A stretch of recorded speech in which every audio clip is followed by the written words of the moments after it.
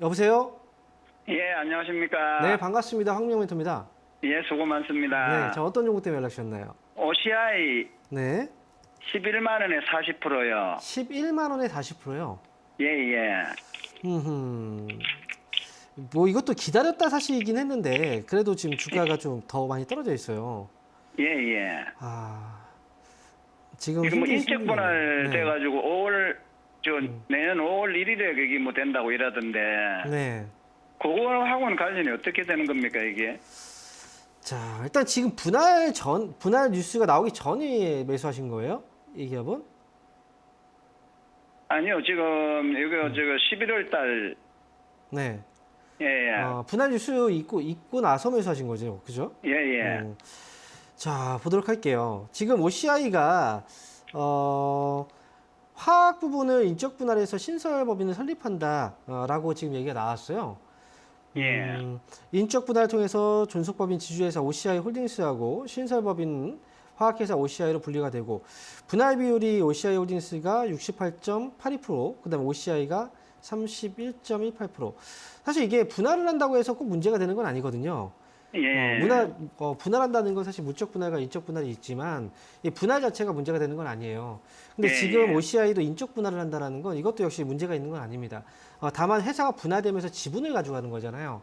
예, 예. 그래서 그냥 사람들은 이렇게 봤던 거예요. 그냥 한 가지 회사에서 그냥 갔으면 좋겠는데 이게 분할이 돼 버리니까 거기에 있어서 지금 이제 원래 투자했던 그 방향과 좀 다르게 갔으니까 그래서 지금 이렇게 얘기를 하고 있는 건데요.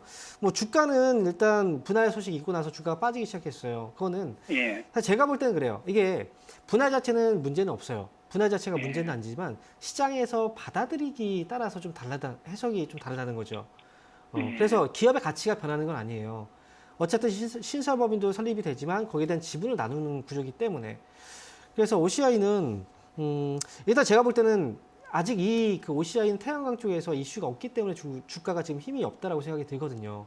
예. 그래서 이 기업은 주가의 하락은 어느 정도 좀 많이 빠진 상황이라 여기서는 지금 섣불리 팔기에는 좀 너무 아쉬워요. 그래서 11만 원에 매수하셨잖아요. 11만 원 정도의 예. 그 매수 가격이면 회복은 충분히 가능한 가격이라고 보거든요. 예. 그래서 예. 지금 당장은 지금 앞에서 제가 뭐 시황에 대해서 얘기를 해드렸지만 순서라는 게 있다라고 했죠. 예. 지금 이 기업의 순번은 지금 아닌 거예요. 아직은 순번이 좀 예. 뒤에 있는 거거든요. 예. 이 종목은 반등 나왔을 때 그걸 보고 나서 결정을 해야 되는데 12만 원 정도의 가격이라면 저는 그냥 가져가라고 말씀드리고 싶어요.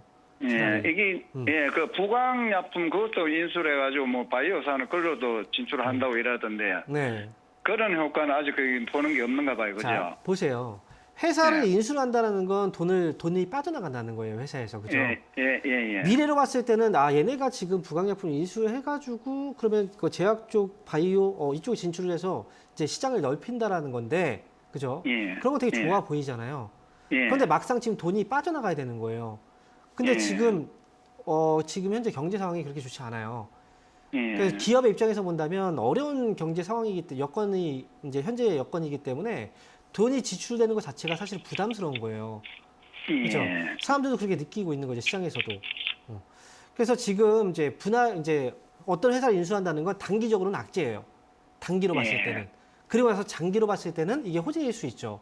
근데 우리는 주식 투자할 때 장기로 보지 않잖아요, 보통. 그죠? 예, 저는 좀 장기로 네. 보려고요. 장기라는 건 뭐 1년, 2년이 아니에요. 제가 말씀드린 장기는 5년, 10년을 보는 거예요.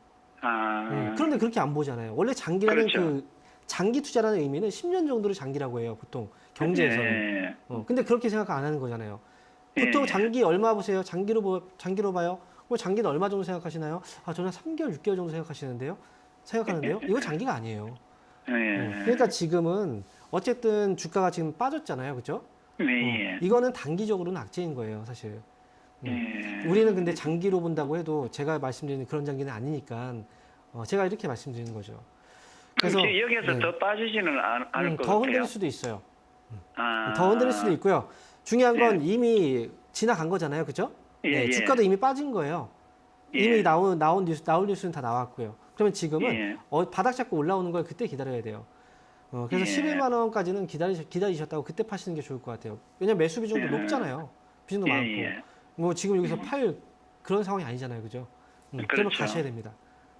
저 10월 달에는 이때처럼 이게 막 태양광이고 조금 막 그거 떠들 때 그때는 막 올라갔다 내려갔다 많이 해가지고. 네. 다시 떠들 때 그런데- 올라갈 거예요. 다시 떠들기 시작하면. 그때 그 정도 되면 다시 올라갈 확률은 있네, 그죠? 그렇죠. 네. 이건 예. 이쪽은 테마기 때문에 다시 와요. 또 예. 올라올 때 잘 파시면 됩니다.